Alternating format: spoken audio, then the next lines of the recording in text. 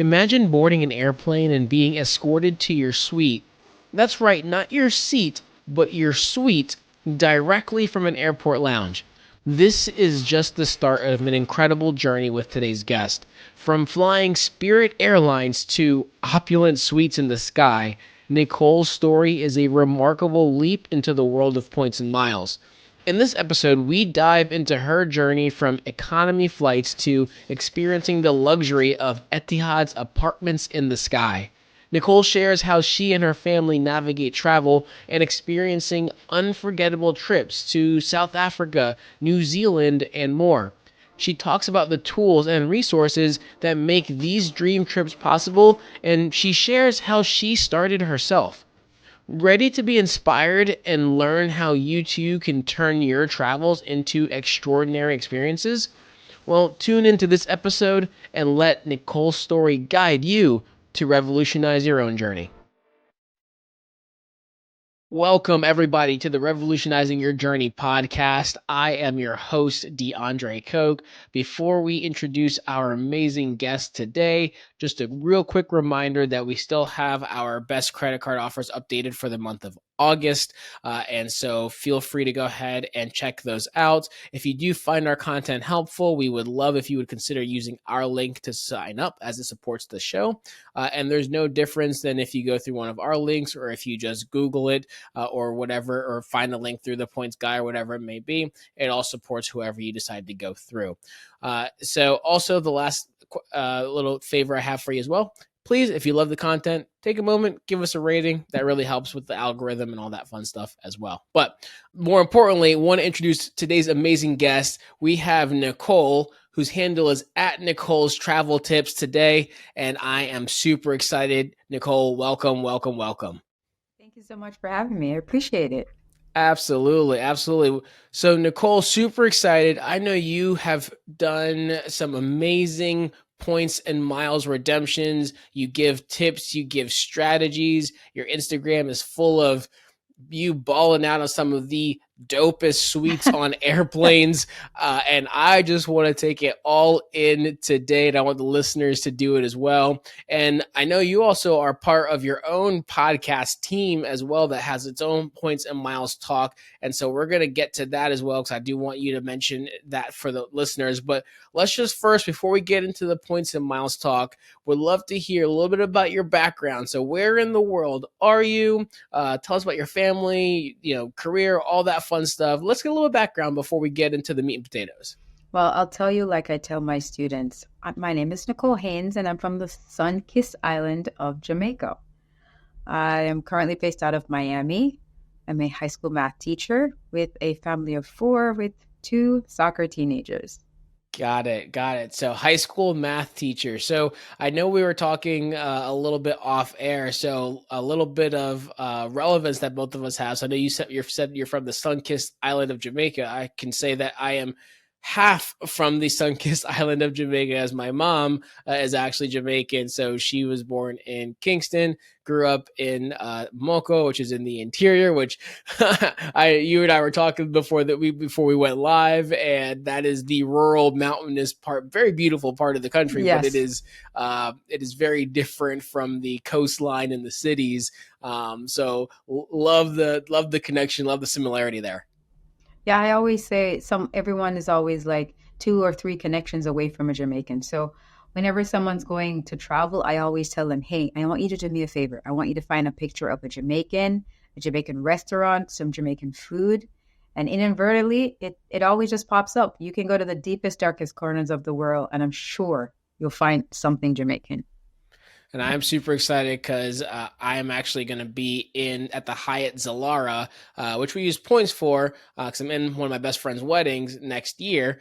So my fiance and I are going. And if there's one thing that I have to have when I'm in Jamaica or New York, it's a Jamaican beef patty. Hmm. And I Oh my can't God. wait. Absolutely can't wait. Yeah.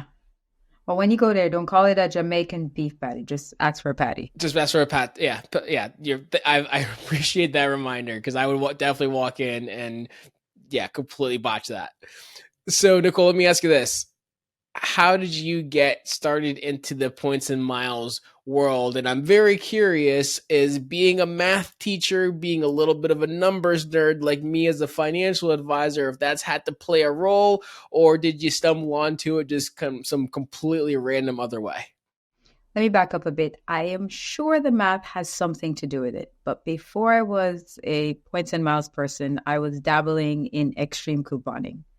I was that lady with the shelf in the garage that had all the soaps, all the detergents, all the shampoos and conditioners. So, like, I was always hunting for a deal. Always, always. I absolutely love that, just because some of my earlier episodes, when I was explaining what points and miles was in travel hacking, I said, hey, look, there's levels to this. And I referenced and said, it's kind of like extreme couponing, except you're not going to have a basement full of tomato sauce anywhere. So the fact that you came from that world, I think, is awesome, just for that reason. But that also means that, yes, you are very, very keen on finding a very strategic deal. So I'd love to hear more. So it was one late night watching YouTube. I don't even remember what I was watching before I came up on this video. And I'm scrolling through and I watched this video about credit card points and how they used it to minimize the cost of travel, And I want to say, I think his name was Brian. And I watched that video and then I went down the YouTube spiral and watched a couple more of his videos. And long story short, in that night, I was applying for my first and second travel card, all in the same night. Very nice. Do you remember what those first two cards were? Yes, first I applied for the Capital One Venture X, and then I applied for the Chase Freedom Flex. Is it Chase Freedom? Yeah, Chase Freedom Flex, because they had offer on grocery stores, and I was like, oh, everyone goes to the grocery store. I can totally use that. Very nice. But I wanted to get into the lounges. That's why I picked the Capital One Venture X. Got it. So that's the Capital One Venture X is a very super popular card. I know in the points and miles world, right? A lot of times, depending on the level that you take it, there is the act of opening certain cards. And then, like, kind of once you're done with it, you might downgrade or discard it after a while, after at least a year, or longer. The Capital One Venture X, if I had to bet, I would assume that's one that you still hold, or am I wrong? I absolutely still have it. Yes. It's a cornerstone in my credit card planning. I would absolutely agree. I think the perks of it are absolutely huge. And I think the $300 travel credit, right, that you get when you book through it is helpful. So even though the fee is a little bit larger, was it $400, maybe $395, something like that is the fee, right? Yeah, $395. You end up getting $300 back just by using it, just booking one hotel room or one flight or whatever it may be, rental car through their portal. So I know that's one that most people definitely love to keep. So I know you said that's a cornerstone. What are the other cards that you might currently be using the most? Or I know oftentimes we flip around to different ones, but either what are you finding you use the most as your daily driver, or what are you currently focused on right now? So right now for supermarkets, it's the American Express Gold Card. And I'm using my American Express Platinum because I have the dine-in credit. They had a promotion back a few months ago where if you use your card at a restaurant, you'd get 10 times the points plus your base points. So you'd be getting 11 times the points on dining. So whenever we go out to eat, I use that card. And also I'm working on my American Airlines status again for this year. So I'm using the Aviator card. Got it. What's your target goal for American Airlines status? I know there's different philosophies on this. I've got mine, but I want to hear yours first. What status are you hoping to get to, and why? Ideally, I'd like to get executive platinum. I would love to earn the system-wide upgrades, but I'm not sure I'm going to make it this year. Honestly, if I could get to platinum or even platinum pro, that would be like icing on the cake for me. So I've experienced some of the benefits. Number one, boarding in group 1 or 2. I mean, it's understated and like you don't really grasp the benefit of it until you actually use it, especially since that we travel carry-on only. I'd love to have that overhead bin space. It's huge. The main cabin extra seats at booking, being able to pick your seats without having to pay. And if I tie my reservation with my family, we all get to pick seats. And those seats come with free wine, so it's not a bad deal. Yeah, no, I 100% agree with you on that. I am so Platinum Pro is what I target towards because I feel like that's kind of the peak of benefits. Now the system wide upgrade is great as well, but yeah, Platinum Pro I agree with you on. And that's a great place to be. Zone two boarding, especially if you're doing carry on only, is great. But I think the best benefit is the fact that you can pick. So if anyone's ever booked an American Airlines ticket, you know the seats are colored blue, green, and orange. Right. Blue or anything with the star or orange, you actually have to either pay a little bit more for. You know, it's usually an exit row, preferred seating, et cetera, et cetera. Well, if you have pro platinum or platinum pro, right, we get to go ahead and just pick that at booking for free. And so we can grab the exit row that's got 3 feet extra leg room or whatever it may be. And like Yes. you said, we get wine included. We get Woodford Reserve if you're a bourbon drinker, right? So yeah, I would agree with you for sure there. So American Airlines is what you're targeting. Working on your aviator card. So we've got our drivers. That's what we're focused on. So I want to get into some of these trips you've taken. So for the listeners out there, you've got to check out her Instagram, especially because I mean, you're flying some of the best flights that are out there. But one of your pinned videos is you flying on Etihad's apartments, and yes, it's literally a suite in the plane called the apartment. So I would love to hear what was that experience like, and how long did it take you to strategize? I mean, did you spend years building up the points, right? Like how did you get there, and how was it? I have to give Serena credit. Serena is one of the co-hosts on her podcast, and her handle is Passion for Points.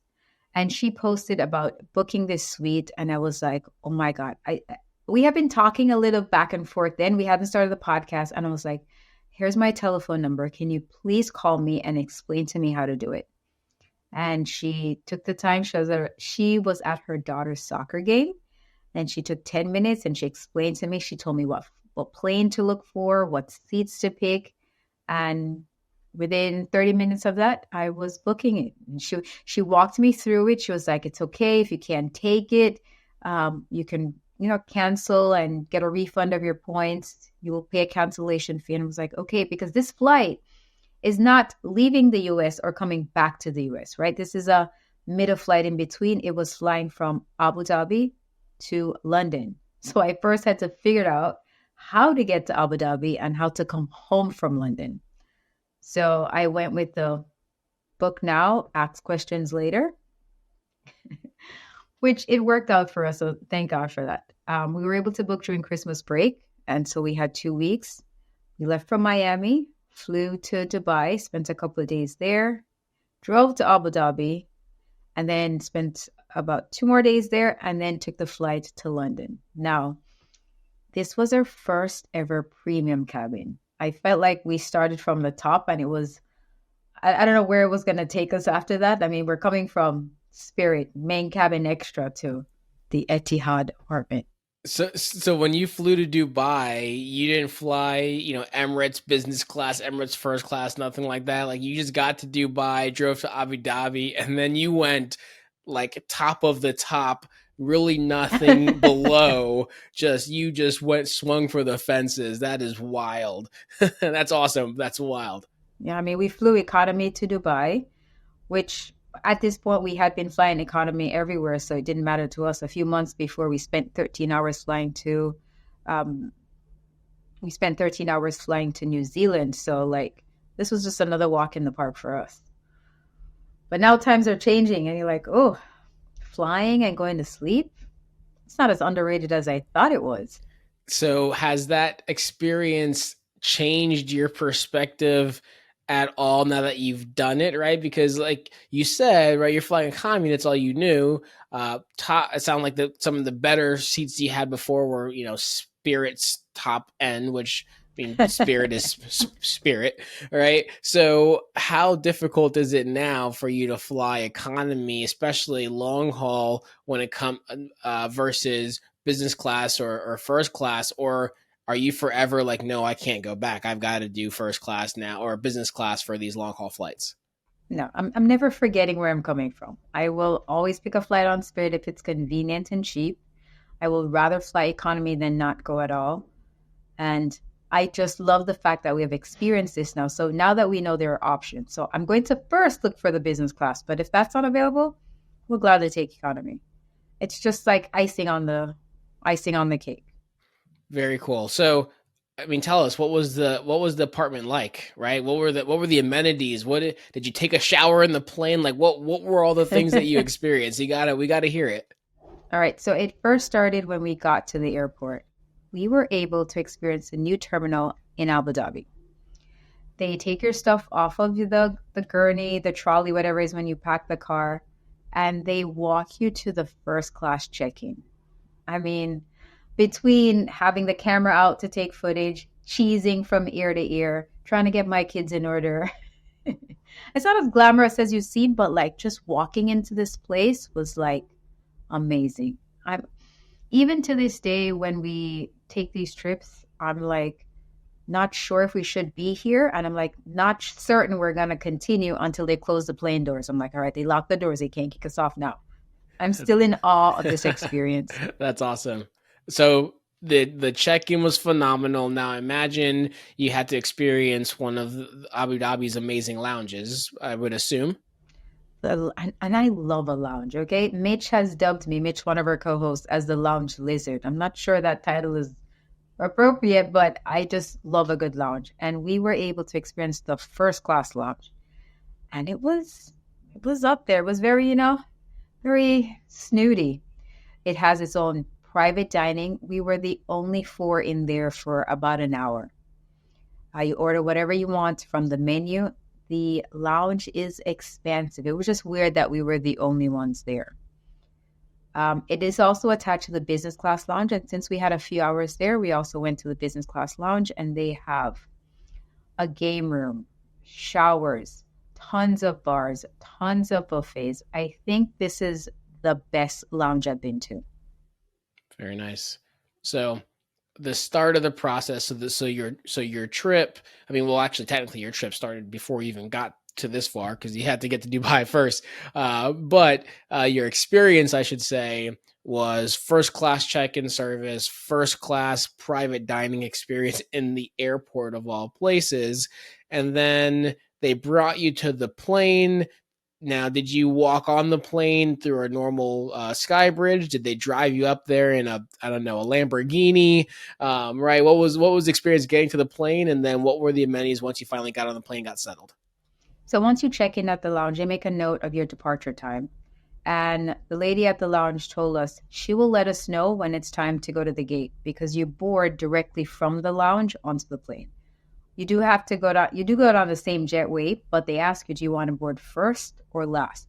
So they take that into consideration, and you're escorted by this lady directly from the lounge all the way up to the gate. I mean, never have I ever. Have you ever played that game? This was definitely that game, this day to play that game. Nice. Very nice. So escort onto the plane. And what was the experience like on the plane in the air? I know people talk about, oh, you're going to turn right when you get on the plane. And this was our experience turning right. From the moment we entered, the flight attendants were so courteous. They were always smiling. And in the back of my head, I think, well, they know who pay points and who pay cash, so maybe they'll treat us different. I don't know if they know, but I didn't feel like I was treated any differently from anyone else. So they guide you over to your apartment, and they explain, the dividers, the seats, the blankets, the pajamas they're going to give you. They take you and sit you down for your welcome beverage, and you were served with warm nuts, a glass of champagne of your choosing, and they took care of the kids so well. So we were able to do 4 seats for all four of us, my husband and I, and our 2 kids. Wow. On this trip, my son wasn't feeling so well, and the flight attendant nurtured him. They brought him whatever medication he needed, just so that he could feel better. Brought him teas, blanket. He was well taken care of. That's incredible. So do you happen to remember how many points roughly each seat was or the whole redemption was, and then what the cash equivalent would have been for this flight? Yes. So I booked this flight through Air Canada's Aeroplan. We've got 4 seats at 65,000 points each, and I transferred those points from American Express. The taxes and fees, I believe, was about 70 Canadian dollars. And we flew in December. I think I booked this somewhere between March and June. Okay, got it. What would have been the cash price for per ticket? Oh, the cash price. I looked it up because I wanted to get like the maximum price, like the day before we left, and it was about $5,700 one way from Abu Dhabi to London. So we got $25,000. No, we got $20,000 for $300.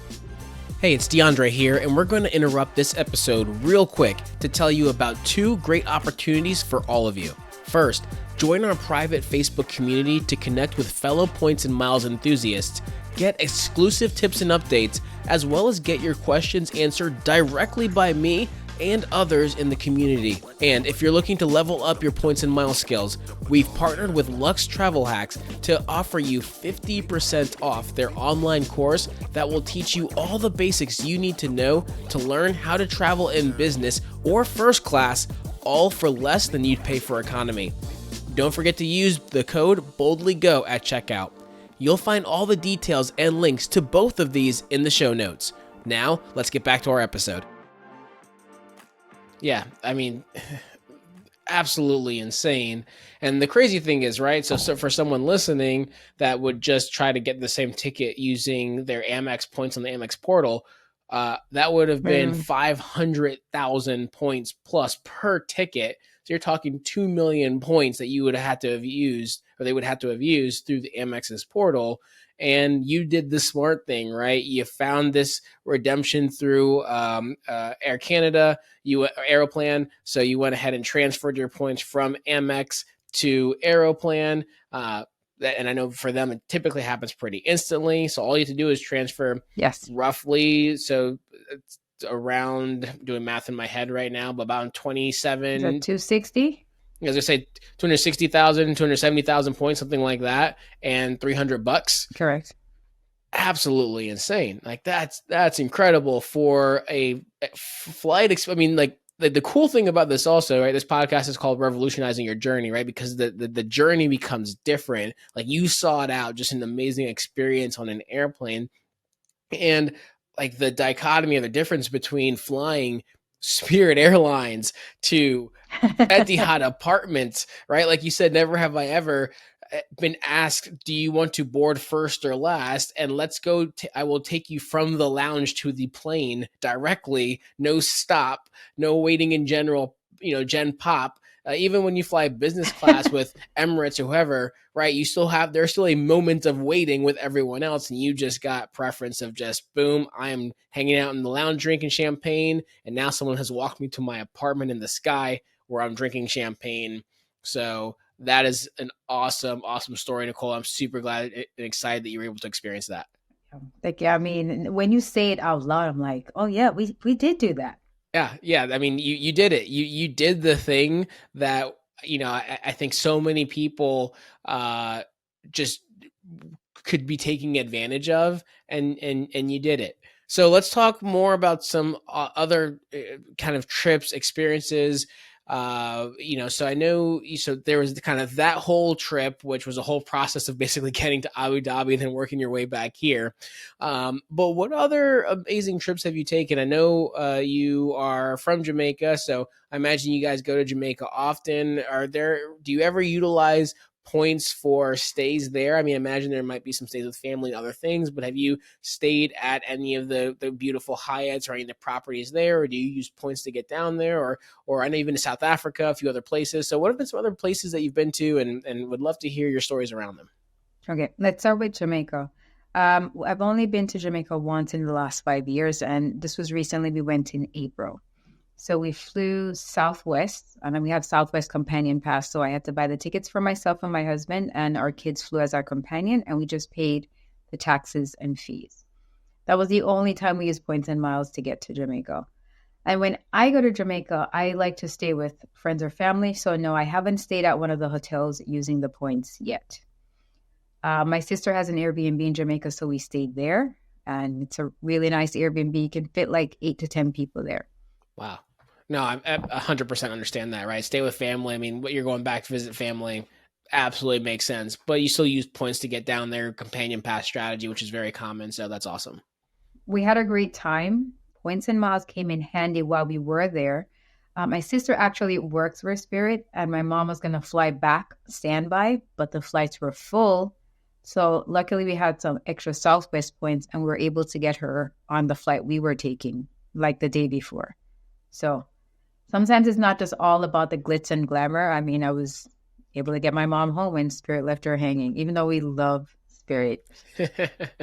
But it can be touch and go. I think you might be the first person on this podcast to say that sentence out loud.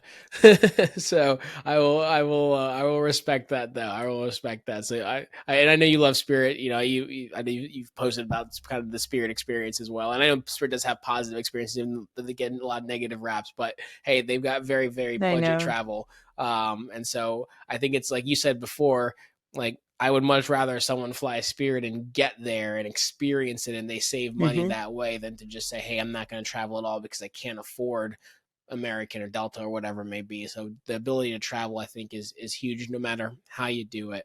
So any other amazing trips you've taken with the family? And I'm also curious, you know, we've had some younger, some people on the show that have younger children or very young children, but I know your children are a little bit older. So how's the experience been doing some of these things and having these travel experiences with kids that are teenagers versus, you know, maybe 4 or 5, 6 years old? Yeah, we've been to quite a few places recently. So we went to South Africa for about 10 days. They absolutely loved it. We went to New Zealand during Thanksgiving. Like you said, Abu Dhabi and Dubai. A couple summers ago, we took them the first time to Europe. We went to Portugal and Paris. And we will be going back to Paris right in time for the Olympics this year. So they've been to a couple places, Colombia, Peru, El Salvador, and did I say Colombia? And recently we just came back from Mexico City. So sometimes they're like, oh my God, I'm tired. I don't want to go anywhere. But then they go and they enjoy it.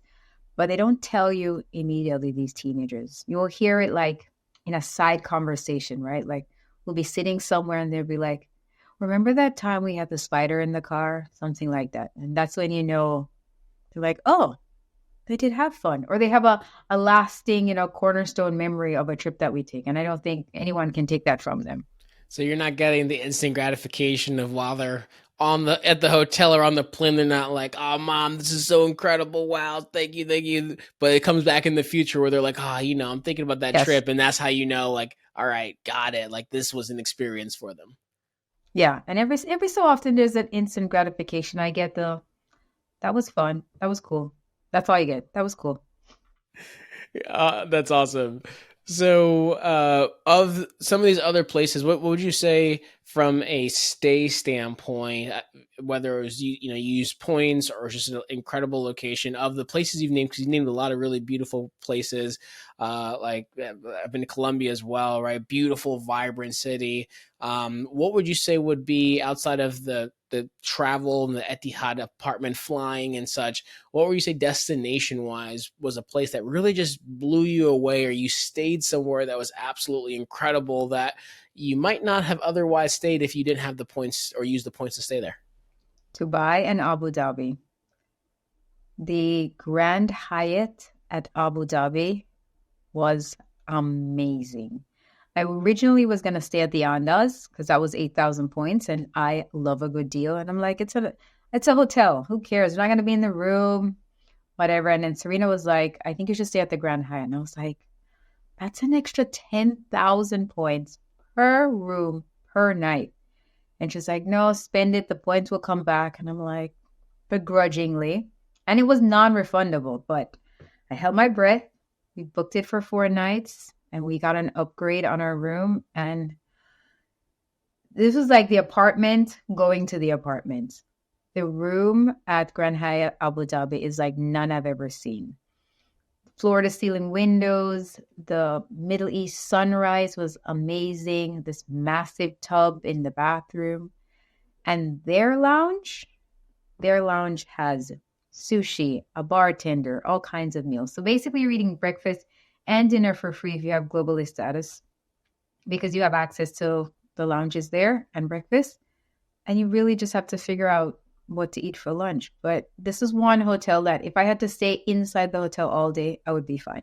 The gym was great. The architecture is amazing. And it's right across the street from one of the palaces. So you could just walk right over there and enjoy that also. This palace had a cappuccino that had 24 karat gold in it.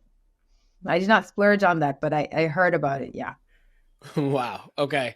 I can just imagine. I haven't stayed there. I haven't been to Abu Dhabi. Been to Dubai.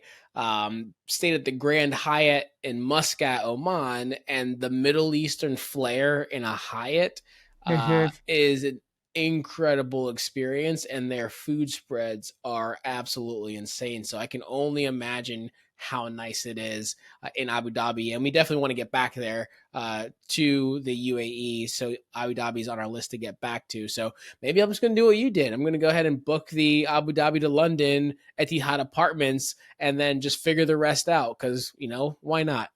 Why not? And Oman is on the top of my list to visit, like the very top. It is one of the most incredible countries ever. One of the most surprising countries. In fact, someone this last weekend, we were in Cancun with some friends, and they were like, "Hey, what's the most surprising country you've been to?" And my answer was Oman, because of the fact. I mean, there's so many reasons. Incredibly beautiful, and I think as Mm-hmm. Americans, we naturally have a lot of preconceived notions of the Middle East in general. And I've never been somewhere that I felt the local population was so proud that you chose to visit their country.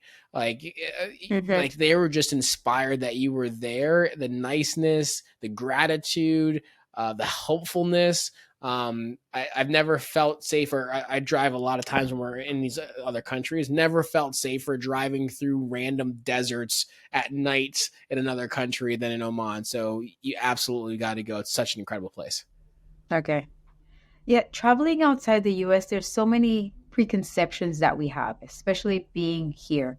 Like I recently stayed in a pod hotel and there's nowhere to basically lock up your belongings. You close the pod door, which is not locked, it's closed, and you leave your stuff there until you venture out all day and come back. And in my mind, I'm like, oh my God, they're going to take my stuff. Not that I have anything important, but I had to hide my passport. I'm like, oh my God, they're going to take my running shoes. I got back and nobody cared. You know what I mean? Everyone has their own stuff, so no one's thinking about taking your stuff. But I think travel opens up our mind to so many other notions, right? Like everything is not like we see it here in the US. And it's a bit uncomfortable at first. But once you get into the groove of it, you're like, oh my God, that thing I saw on TV about Jamaica being unsafe, it's not that big of a deal. El Salvador, most dangerous country in the world, it's totally fine. Not to say that you should not be aware of your surroundings, but a lot of things are sensationalized. And until you get to the destination and experience it yourself, you shouldn't cast judgment. That's just my little soapbox for the day. I co-sign that 100%. Absolutely 100%. I think that was very well said. So, Nicole, as we start to move in the direction of wrapping up here, would love to hear what resources, tools, communities have you found helpful in the Points and Miles world in learning yourself, and would love for you to talk a little bit more about your Let's Get to the Points podcast that you are a co-host on as well. So, starting out, I would tell people to follow as many Points and Miles people on Instagram as possible. Everyone has their own spin on things, their own ideas, and their own tips. So, the more resources you have, the better. The tools I've used to help me along the way here are things like number one, seats.arrow has helped us find so many award tickets. And now they have a hotel branch where you could also set alerts for your hotels, which has come in clutch more often than I need to. Sometimes I'm looking for a hotel, it's not available, but I send an alert and like 2 weeks later, they're like, oh, your hotel is now available. I definitely love following Find Flights for Me on Instagram. Him teamed up with Seats.arrow. you're about to find all of these luxury trips, all of the business class flights, all of the deals between these two partners.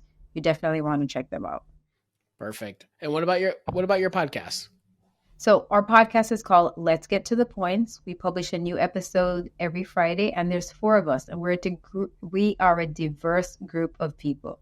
We have flying all the way from Spirit to Etihad.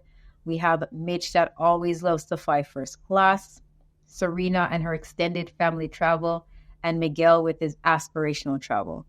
And so, because all of us are coming from a different place, I find that people always find some part of us that they identify with, and the chemistry between us and the little banter and the bicker, it's kind of comical. So you should definitely check it out on Fridays on YouTube. Awesome. Well, Nicole, thank you so much. Any future travel plans you're super excited about? I know you named a lot of the great places you guys have been. I know what's on the top of your bucket list, but anything you have lined up coming up either this year or next year that you already have booked, or you are scouring Seats.aero and all the resources right now trying to find the right redemption to pull off? Yes, two trips that are coming up that I'm extremely excited about is Thailand and Japan. I can't wait to get to Asia. I hear the hospitality there is great. And I have two business class seats to Thailand, and I'm looking for two more for my kids. So I've set alerts on seats.aero for that for sure. Oh my goodness. I could talk about Thailand for Oh my hours. God. It is so in my of all countries been to, Thailand is number one. Um, for Okay. so many reasons. Oman's in the top three. I think Maldives is. I think I'm gonna put Maldives at number two. A lot of sentimental reasons there. Got engaged there. It's a beautiful country. Oh, Like Maldives is okay. amazing. Thailand, it's incredible. And everyone that you would say, because I didn't use a lot of points to get there when I went about 5 or 6 years ago. But it was like, hey, it's expensive to get there, but once you're there, everything's cheap, which is 100% true. But if you use points, that rule goes out the way, because then it's cheap to get there because you're using points, and then it's cheap to be there. I could talk for hours. I'm just gonna leave a couple, say two things. Uh, Food is incredible everywhere, and you can get a full meal for yourself for dinner for like $5 US. And B, Yes. uh, get massages every single day, the whole family. A 90-minute massage is like Mhm. $15 US. So a massage is about $5 per 30 minutes, at least when I was there. Maybe inflation's caught up with that a little bit. But I remember I had like a 90-minute massage. I walked out and I mean, I paid $15. And I was walking out and I saw it was like, 30-minute foot massage. And I was like, you know what? Why not? $5 more. And the guy that Right. did the massage, best, it was phenomenal. It was great. I was like, I've never had my foot rubbed for 30 minutes. Sounds kind of creepy, but it was amazing, especially all the walking we were doing. So Oh, I know. so Yeah, yeah. Thailand is a great experience. I think no matter what you are looking for or in your family, right? Whether you're more about the cultural experience, the food, the sights, you want to hang out with monks, you want to whatever it may be on pristine beaches, you're going to experience it there. So I'm super excited for you for that. Yeah, Thailand is one of those places that I haven't been to, but I know I'm gonna have to go back to. Like you're already planning your second trip because you're like, I don't have enough time on this trip to see everything, so I'm coming back.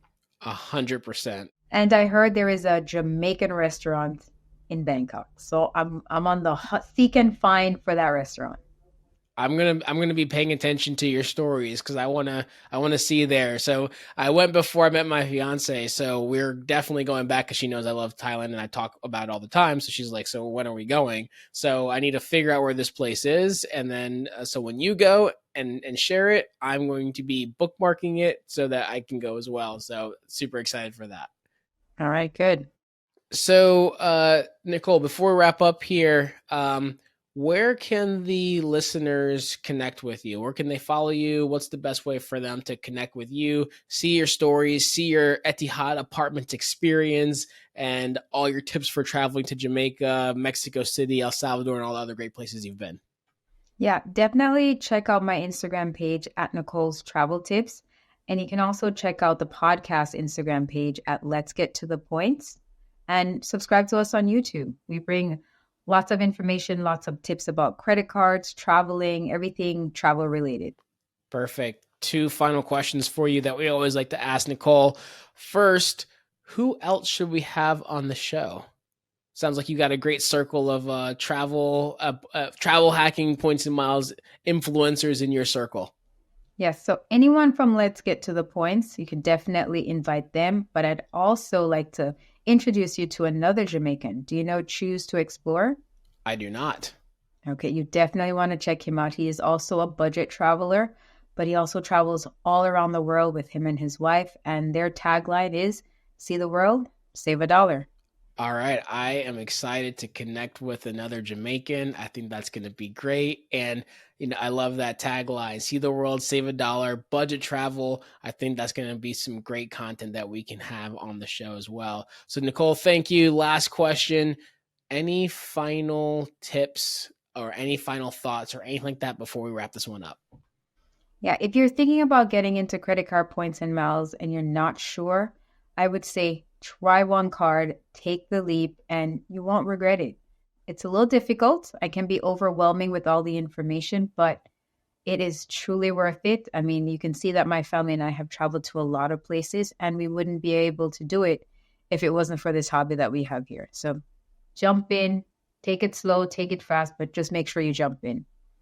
Just jump in, just do it. Nicole, thank you so much for your time today. This was incredible. I love the stories that you shared and your philosophy on travel and the mindset of travel and how you've embraced points and miles and how you took your hobby from extreme couponing to points and actually I've got to ask. So another question, are you still doing the extreme couponing or have you just evolved more just points and miles now? I have evolved it a little bit more, but I still, when I go to the supermarket, only buy the buy one, get one free. Nice. We're just not buying 20 of them. Got it. Okay, so no bunkers full of tomato sauce, but we're still being strategic in this in the supermarket. Love it. Well, thank you so much, Nicole. Thank you for being on the show today. Thank you for the wealth of knowledge that you've put out for the listeners, but also the inspiration of what they could accomplish as well just by getting into points and miles and just by starting and doing it. So thank you so much. No, thank you for having me. I really appreciate this. I love being able to get to talk with like-minded people because like the people around me sometimes are like, they're just over it. So thank you for having me. It's been an absolute pleasure. It's been an absolute pleasure. And I agree. I love getting to mind meld with like-minded individuals who also love travel. And for the listeners out there, if you liked our show, please remember to rate, please subscribe, please join and follow Nicole on her handle and her podcast as well. You're going to hear a lot of really great things. And as always, if you like the show, tell your friends, tell your families, join, jump in, start the points and miles. And in general, get out there and travel. This podcast is called Revolutionizing Your Journey because I want you to get out. I want you to travel more, whether it's flying Spirit Airlines, whether it's using points, or whether it's just going around the world and saving a dollar while doing so, whatever it may be, go out, get it done, and have fun while doing it for not just yourself, but your family. Create all the memories. And as always, we'll see you on the next episode. Take care.